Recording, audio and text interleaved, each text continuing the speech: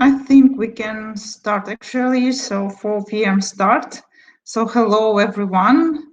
Let's begin our webinar. My name is Olena Grinyuk and I'm responsible for the Central Eastern Europe at SME Banking Club, and I will host today's webinar. And I'm glad to be joined today by John Mark Williams, CEO at the Agile Business Consortium from the UK, and Maria Tsenusa, Innovation and Change Consultant at the Integrated Consulting Group from Romania. Hello. Hello, Elena. You can say hi to the attendees. Hello, everyone. Yes, so we will speak about agile transformation today, and let's discuss the main barriers and the ways how we can overcome them. But before we get to the topic, let me mention some organizational moments. So the format of today's webinar is a panel discussion. So you are welcome to type your questions right now from the start, and we will be answering them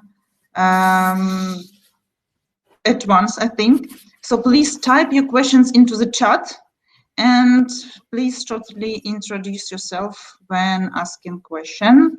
So also we are recording this webinar. So right after we finish, you will receive the link to the video. And our webinar is scheduled for half an hour, but if you have more questions, we can stay a bit longer here. So let's go to the topic. This is great actually that we today are talking about agility in a digital way. So due to this pandemic situation that we are facing right now, so many businesses switched to the digital channels, and we are forced to the agility, I'd say, right now. So we moved to the digital channels very fast, just to let business continue, including banks, of course, to continue provide services that customers are expecting from the banks. And John, if you remember last year during our annual conference in Warsaw, we discussed that organizational culture, or even if the culture is wrong, can be a barrier to the innovation and transformation in the organizations. And the culture is the people's behavior and the mindset. So I think now in March, we all did a big shift towards the readiness to changes. And I feel that people right now have less resistance to change. So what do you think on that? Let me pass a word to you.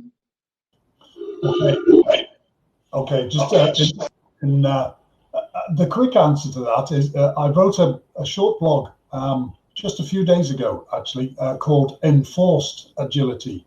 And basically, that means agility which is forced on people and organizations, whether they like it or not. And sadly, about the way that it's being done, this is what's happening to us at the moment. We are being forced to be agile, and that's a big challenge for organizations who were not either prepared to become agile rapidly, or even if prepared, were not able to meet the pace that's required of them. Because there's a human dilemma, really, which is, I knew it was going to happen, but not yet. And that's how we tend to face most of the things which enforce agility upon us. So we're in a challenging time, no doubt about it. Yes, okay, so let's probably get to the topic and start from the barriers and then discuss how to overcome them. Okay, I've got a few things that I want to say, just a few slides, 3 slides, just describing the barriers to agile transformation. And the approach that I've taken, and any of you who have done a business course will know the term PEST analysis, P-E-S-T, and it stands for political, economic, social, and technological. And these are the factors which impact upon organizations. There are a couple of others, but those 4 are the core ones and the key ones. And I thought, well, I'll have a look at agile transformation from the perspective of those 4 different influences on how organizations behave. So I've just got a couple of slides here to explain what I think are the barriers to agile transformation when looked at from those angles. So first of all, from a political perspective, I'm not talking about government or national politics here. I'm talking about politics inside the organization, and particularly the politics that operates at the leadership level within an organization. Because agile transformation, you'll see the first point I've got there is about the concept of an evolving solution. So a solution that emerges as we go through the transformation. Now, that means the outcome is actually quite uncertain. And for leadership, any leaders in an organization, that's not very comfortable. It's not good to feel that the outcome is uncertain. And as a result of that, quite often in the process of agile transformation at the leadership level, we see disagreement about the direction and the pace of that transformation because the leadership team is unhappy about the uncertainty. So let's park that for a moment. That's the political element within the leadership team of the organization. The second point is there is clearly, of course, an economic impact when an organization transforms itself in an agile way or to an agile mindset and behavior pattern. The first thing is that the cost of disruption within the organization is seen to be very high, because if we're going to be agile, we're going to become agile, that means we're not agile already. We operate within a fixed structure, and sometimes a quite rigid structure. We want to become agile, that means we are going to disrupt the processes and structures within the organization.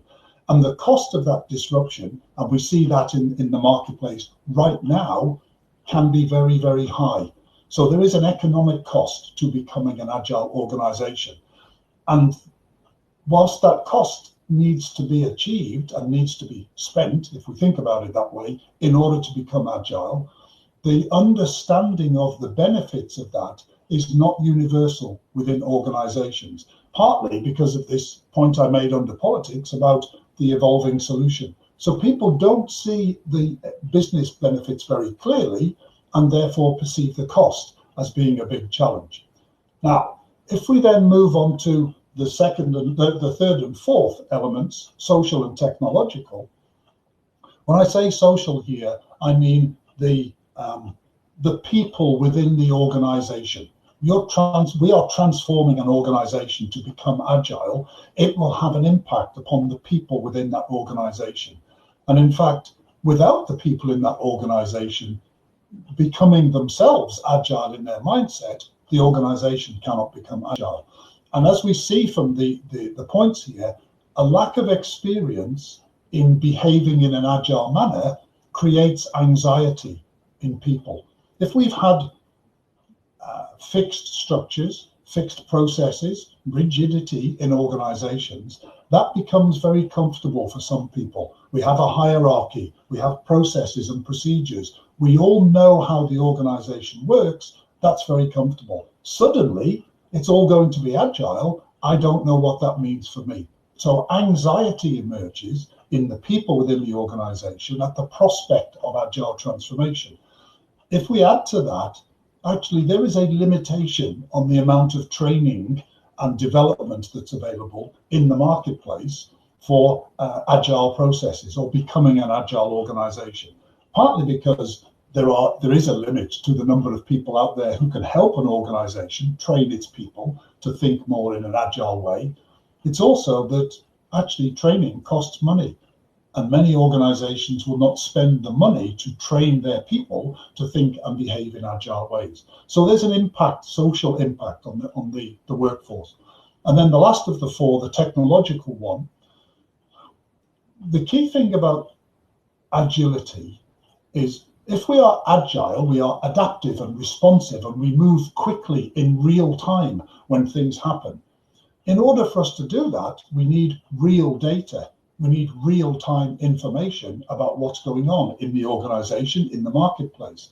And many organizations are trapped in legacy systems, legacy IT systems, which do not give them up-to-date, real-time, extensive information. The result of that is organizations are not able to analyze where they actually are in their planned process, in their planned progress, or indeed in the marketplace in engagement with their customers. all of the information that many organizations get is 1 month or 3 months or even 6 months old. That isn't useful in a situation, particularly like now, where we need to know where we are right now in an organization. So political, economic, social, and technological impacts on the Agile transformation process. And I thought about how I would sum this up. What's a summary for this? And actually, whether we talk about political or economic or social or technological, in the end, it's all about people, because all of those 4 things impact, whether it's the politics of the leadership, the economics and finance in the business, the social elements within the workforce, or the technology they have to work with, it all impacts upon the people. So to sum up, what do we mean by barriers to Agile transformation? I just produced this summary slide. And Elena, you mentioned earlier on culture, which was something that came out very strongly in our last session last year. Culture is a thing that's made up of the people in the organization and the way that they behave. And very often the leadership determines how people behave in the organization. So if we think about the people, the culture, and the leadership in the organization, those are a summary of the barriers to Agile transformation. And I'll finish by saying, normally when we define culture, we ask people, what do you mean by culture? People will say, the way we do things around here. And I think it's much more useful in challenging times to think of people and culture and leadership as barriers to doing the things that we actually want to do to transform our organizations into Agile ones. So there's a quick run through some of the barriers to Agile transformation. I look forward to the conversation now. Mm-hmm. Maria, I invite you to comment. Yes, lots of ideas there, and I can also share and confirm a lot of them, actually. So usually, well, I will start from the difference between Agile and agility. And there is a lot of discussion and name dropping around Agile. And it's sort of fashionable to run an Agile transformation, but actually the discussion, and I really like how also John is putting it, it's a transformation that we are dealing with for the companies, for which the purpose is to become a more responsive organization. The purpose is to become to gain agility, which means to be better equipped for such a competitive environment. So, but sometimes you see this purpose being a bit mixed, and people sort of lose the idea of why we are doing this. I don't know what was your experience, but I've seen a lot of people with the mission that we need to become agile. But getting away from the benefits of it is actually something that I see quite a lot in reality. People just trying to tick the boxes because it's that was how they were supposed to do it.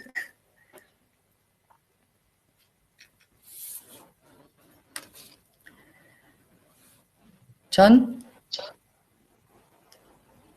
Yeah, a couple of very interesting points there, actually. The first one is, you're absolutely right, Maria, about the Agile and agility dilemma. And I think the way I've described it to people in the past is Agile began as a movement in 2001 on the back of the Agile Manifesto. Then it became a method, and actually we see a number of different methods of being agile and creating an agile process within an organization. And then it became a sort of religion, and then it almost became a cult. And now there are many people out there, and I always get into trouble for saying this to Agile specialists. There are many people who believe that a particular Agile methodology is the only useful methodology and the answer to everybody's problems. Of course, that's not the case. And one of the things that's been said to me recently is when we shift from Agile to agility, then we go from method to mindset. And I think that's absolutely right. It's not possible to be agile in the way we do things if we don't have a mindset that enables and actually drives us to be agile. I think that's not quite enough, though. The mindset is not enough, because in the end, we can think agile or think agility, and we can talk agility. We have to, in the end, behave in a way that exemplifies agility. So for me, you're absolutely right to identify the difference between agile and agility. Agility should be the game that we aim for, and that's a behavior pattern, not just a mindset. Mm-hmm, mm-hmm. Indeed. And you also mentioned something about the leaders and the role that they play in a company. And I have seen, well, from my own experience in implementation and also from working with some other companies, that this process is basically a process that emerges from two directions. It's one way coming from the leaders, from like top down, but it's also a process that needs to emerge at the same time, bottom up. Without it, it simply will not work, even if the leaders are they want to have it. And indeed, the way to start with this is to have to build to work a lot on the culture and to build the proper mindset around it. But going forward from this, also to have the structure around it a bit and to see what works. I've seen what works for you. And again, probably some of the agile coaches out there will not fancy me that much. But I bring an argument in saying that the scope is not to be agile. The scope is to do my business the best I can and to remain competitive. And therefore, I will use agile because if it fits me, and I will take the practices that fit me. And I've seen an article dwelling about the agile methods that have been implemented in all the like big companies of the world, like Amazon and Spotify, and everybody wants to be like them. And basically, when you look at this this overview, everybody had their own method. It was not like this copy-paste methodology. We take it, we implement it. It's like a recipe for success, like I don't know, an aspirin you can take for whatever kind of pain you have. Basically, it was always adjusted. And this is what I'm also saying to the people, the customers that I'm working with. Find what is relevant for you and also understand why you do it. The two parts are very important. Yeah, absolutely. I think two things in what you said which really stand out for me. The first one is the role of the leaders, because there does need to be a commitment at the top of the organization to becoming capable of agility, a commitment to agility on behalf of the business, because those people in the leadership team, they do actually have a responsibility to all the other stakeholders to guide the business. However, when it comes to agility, their job is to provide space and permission for those people at the operational level to turn that into an agile business. Because and you know this, Maria, even more than I do, one of the basic principles of agility is devolving authority and responsibility for decision making as close to the customer as possible. So at that operational level, whether it's an internal customer or an external one, agility can only happen if the space and permission is provided from the top. So you're absolutely right. There does need to be a drive allowed at the bottom, if we call it the bottom of the organization, at the operational level, not just this top-down decree. The other idea is this this challenge of are we agile yet?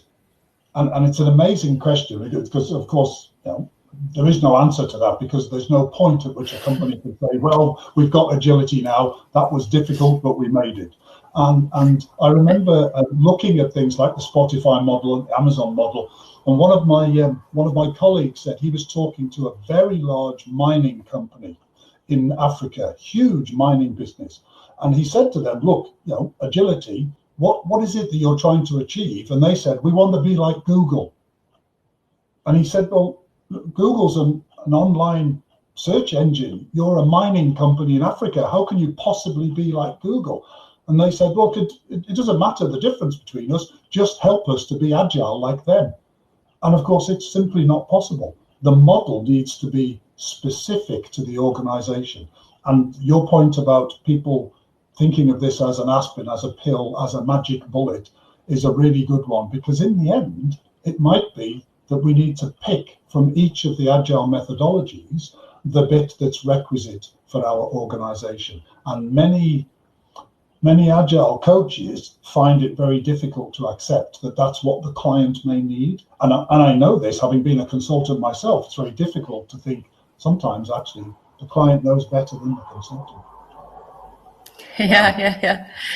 It's true. A lot of the discussions that you have with professionals is around the methodology that you have in agile implementation, and a bit less around what fits for the company. And you sort of feel that wave of disappointment if you don't go by the book, if you deviate. But I want to go back a bit to the point of agility, because why do we want to have agility in our companies, and especially in the banking sector? Why do we want to have this this achieved? It's actually because this is one of the sectors, and that's why we see a lot of agile talk also in the banking sector. This is because this sector has been under tremendous pressure from outside and from the competitors that are the good old banks, and also the new ones that are coming with the fintechs.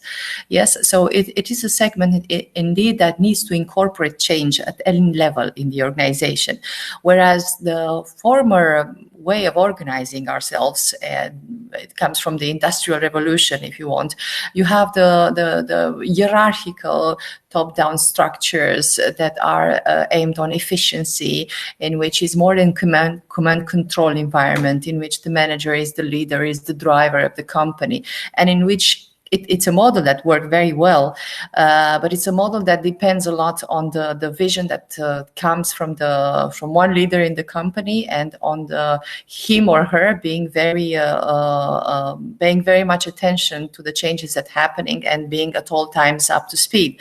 And this moment is not possible with the digitalization that we are facing, and especially in the banking industry. It's simply not possible. As an organization, you have to build yourself to become responsive and to allow for change to be absorbed in the organization at any level. And this is why Agile fits so well. It fits because you have self-organized teams that are responding to the environment. You don't depend on the manager telling you what to do. If something is happening, you understand the direction, and you start acting around it. So that's why I think we find a good fit with Agile in the banking sector. Yes, absolutely. It's very interesting because one of the big challenges for the banking sector in particular around agility is there's not just an urgent need, there is actually quite a broad acceptance within the banking sector of the need for agility, not least because of the rise of fintech businesses and the disruption that's happening in the marketplace. The key thing here is in a way, the word that you mentioned earlier on, which is about competition, because if we think about the purpose of business agility, actually the purpose of agility is competitive advantage, to be able to respond more quickly and more effectively to movements in the market than our competitors and peers. And if we are really good at agility, to be able to predict and perhaps prepare before shifts happen in the marketplace, although that's a level of agility that doesn't come immediately. So on the one hand, we have that drive for competitive advantage, and of course banking is a brutally competitive field in which to operate, and made much more challenging by technology now. There is another side to the coin as well, which makes the challenge of agility in banking even harder than in some other sectors, and that is, of course, the fact that it's a highly regulated industry, enormously regulated, both at the national level and at the global level.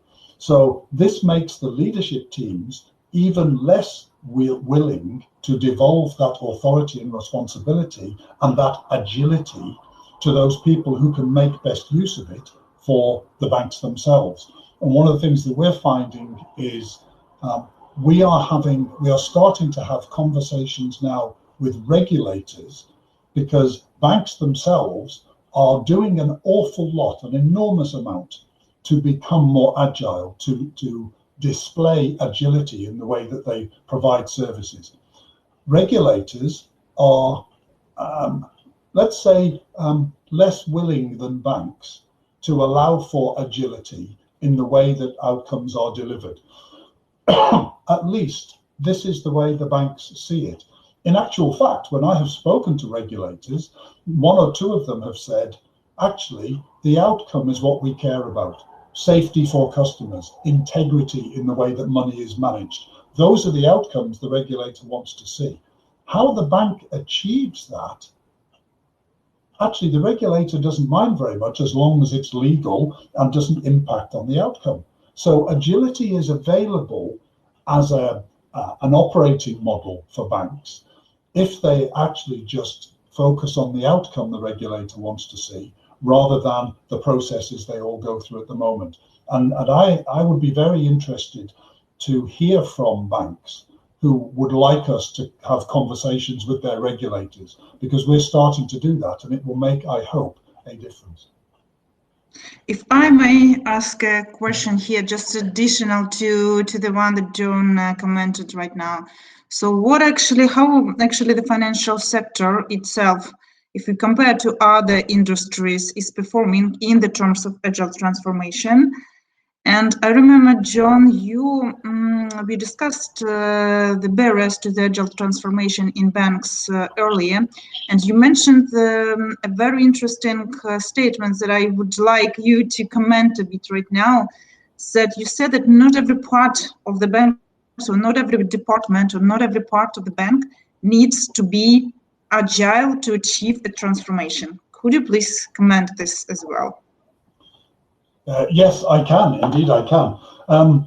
If we think about the different roles that a bank plays in the marketplace, of course, as individuals, we want the bank to be a repository for our money, and they need to be very agile in the way that they have that relationship with me as an individual customer, because I want to be able to deal with my bank in many ways at any time I feel like it. And for a bank, there are millions of me. So there's no way for a bank to avoid needing to acquire agility in order to service all of those individual customers differently. The same is true to a degree of business customers. There are fewer of them, yet there are still lots and lots of them. And the business customer has lots more needs than I do as an individual customer. So the complexity of dealing with the customers is the same, whether it's individual or business or corporate banking.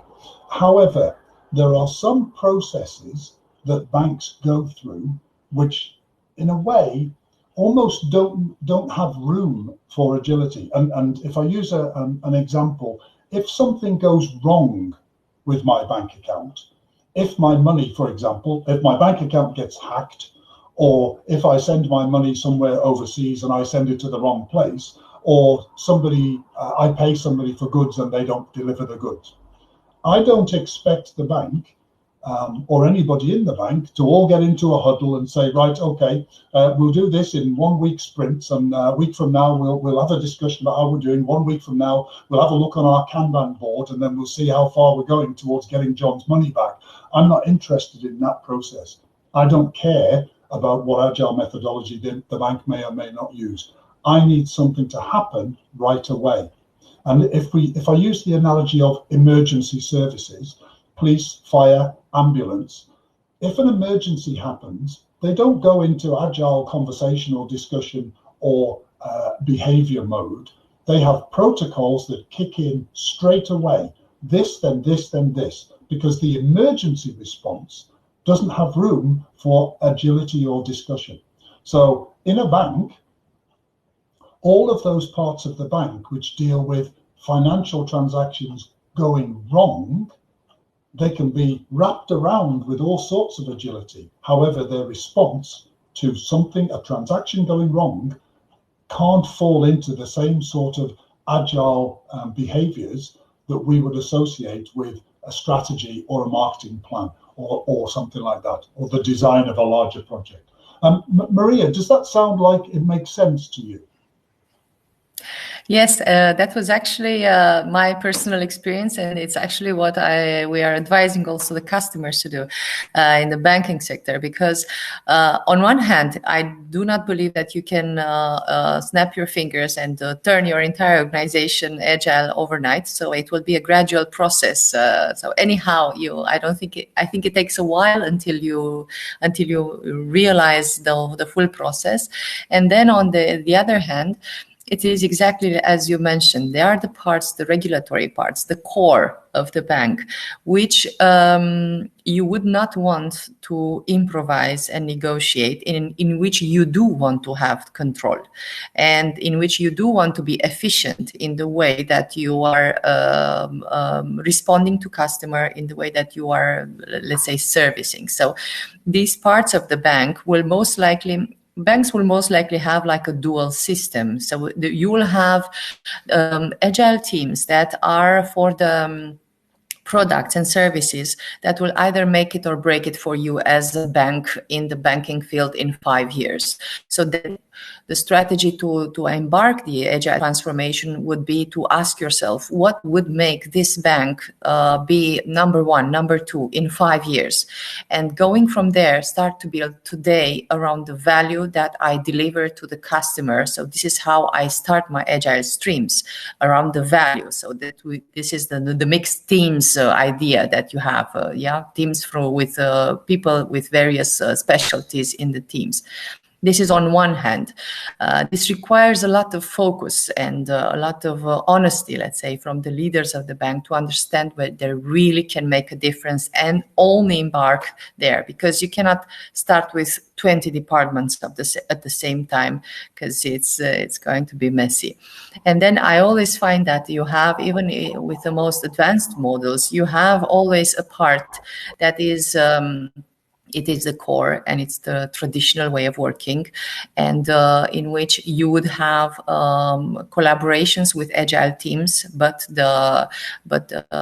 people remain within the same department, and that department has strict rules.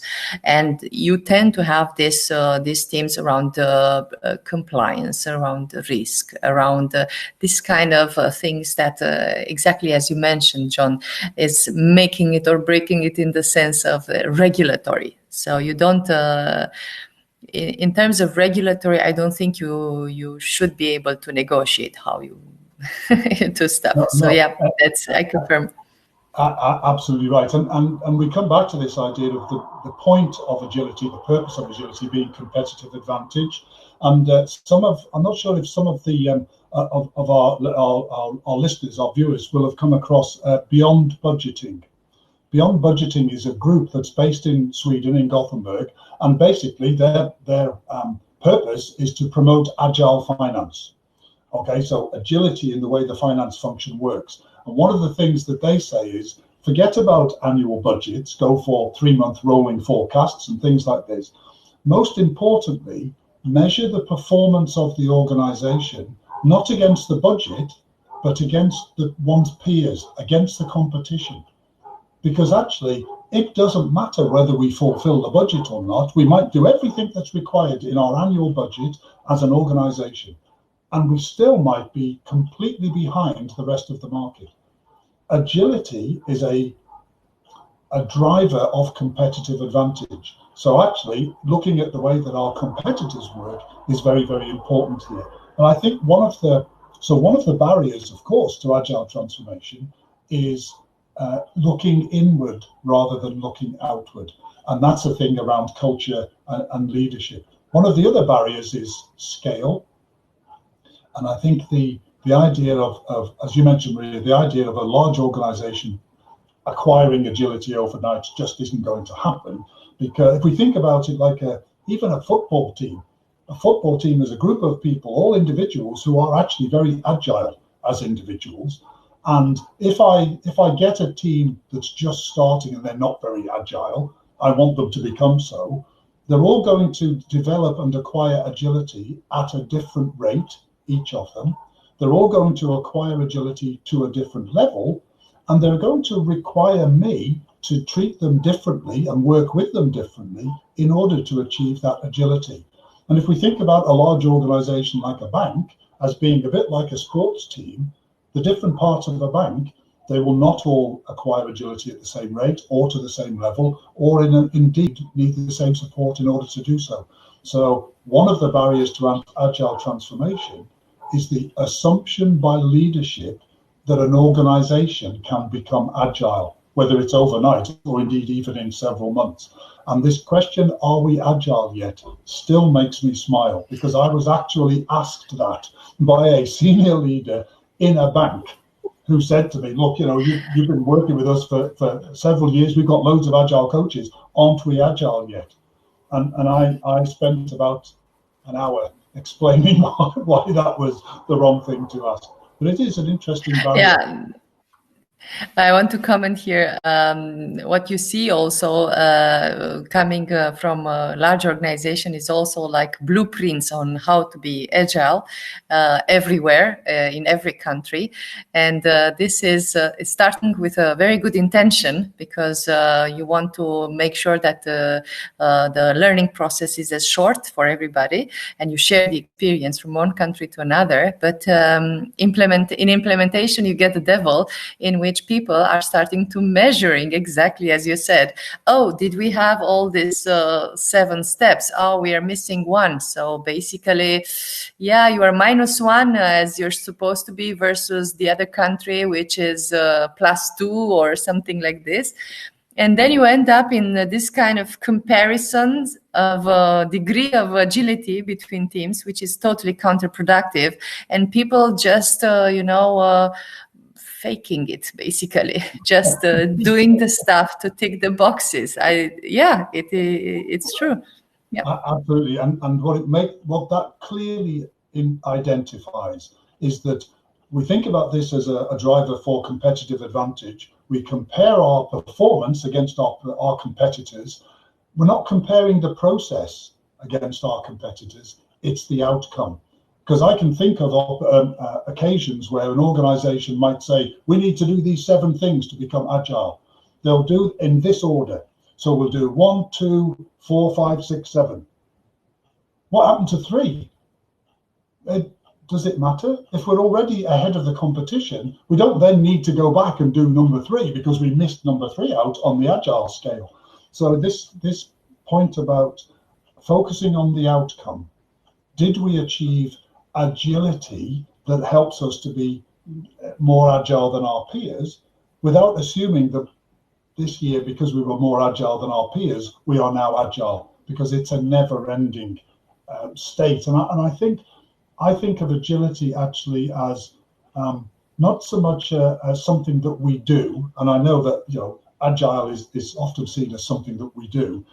Agility is something that we acquire. Agile is what we become.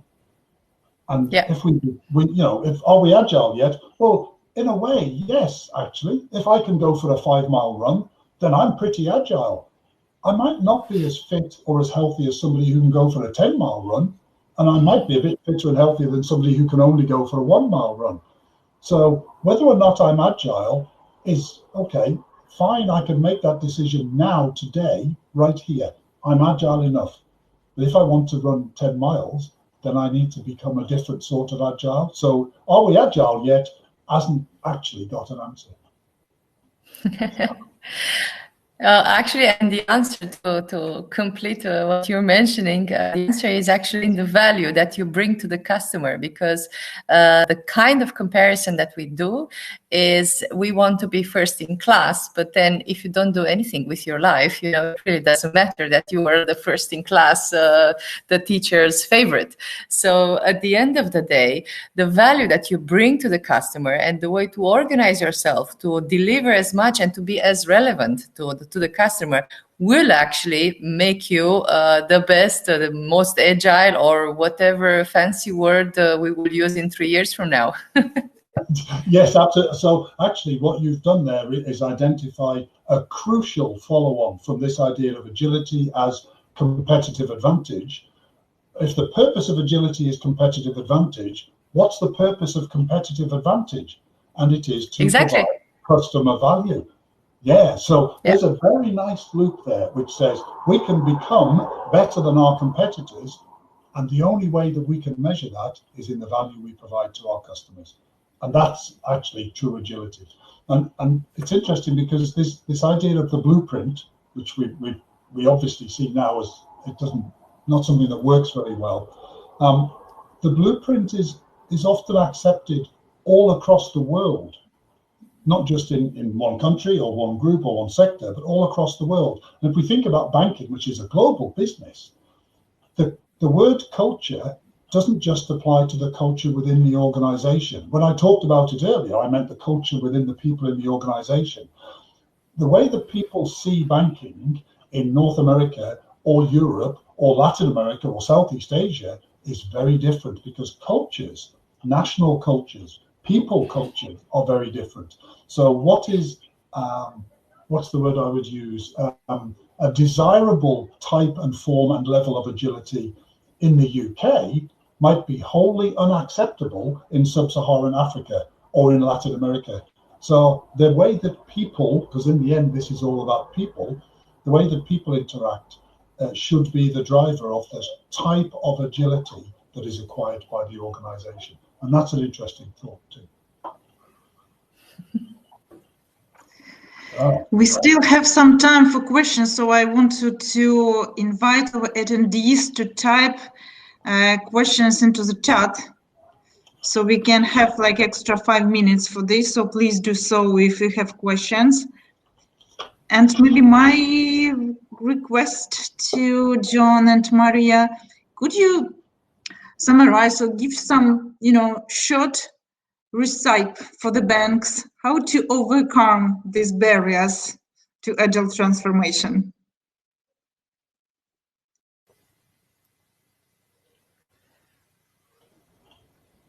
Sorry, I have a sneaking suspicion you might want me to answer that first, because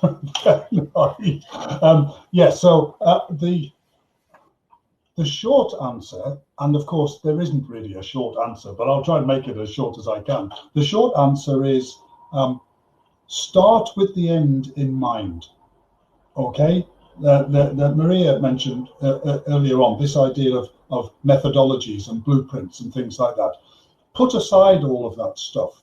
Put aside all of the, in a sense, put aside the word agile. Forget about the word agile. Think about the transformation that we want to see in the bank. What's the outcome that we want to see? What does the bank look like? Visualize the bank in 2 or 3 years' time. How will the bank be engaging with its customers, with its staff, with its suppliers, its employees, its stakeholders? And if we can visualize all of that, then we can think about, well, actually, what kind of bank do we need to be in order to achieve that? Almost without exception, and I can confidently say this, almost without exception, whatever that vision looks like, if it provides customer value, and thanks to Maria, we've come down to this as the point of all of this, if it provides customer value that gives a competitive advantage to the bank, then agility will be one of the right requirements of the bank in order to achieve that. Having determined that, the bank can then say, okay, we need to be more agile in this bit or this bit. What kind of approach, methodology, process do we need to go through to achieve that? So my very strong suggestion would be start with the transformation in mind, not the agile methodology. Yes, I confirm the same thing. When I was back in the years when I was working with my tribe, when we all started together as a tribe, we started with what is our dream? And the way we organized the squads and everything else was around what is our dream and how we can contribute to that, and how we can make, how we can also make the team more functional and the client more satisfied.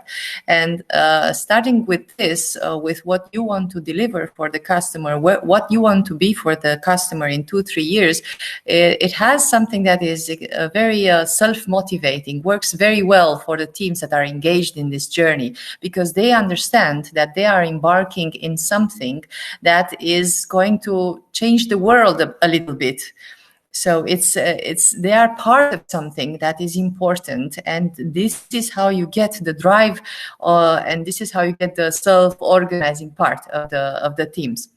To this, I will add also something else. I've seen a couple of times that what we discussed before, the support functions or the core of the banks are less likely to become agile. But at the same time, I've seen quite a lot of times that these teams tend to be ignored in the whole transformation process.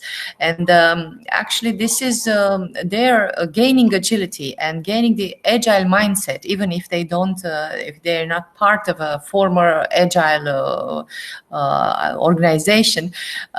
It is very important, because you as an organization are collaborating amongst various teams, and even if you design those customer value streams in which you implement agile, you also need the rest of the organization to come along and to understand what you're doing there and to support them, not to hinder them and be like envious a bit of the guys that are having the fun part, and we are left behind. It's very important, because I've seen this difference and these players that are in agile teams feeling very popular, and the other ones feeling a bit left aside. Do not leave aside the rest of the organization, because you need everybody actually to contribute. Absolutely, and I'm so pleased you ended on that word contribute when you were talking just there, Maria, because that's a lovely word. When you think about that dream that you had and saying, what can we contribute to that?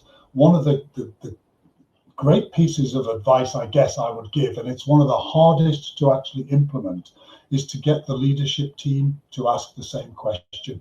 What can we contribute to this dream? So if we think about the culture within the organization, needs to be one that is motivational and actually infuses people to go and achieve that dream.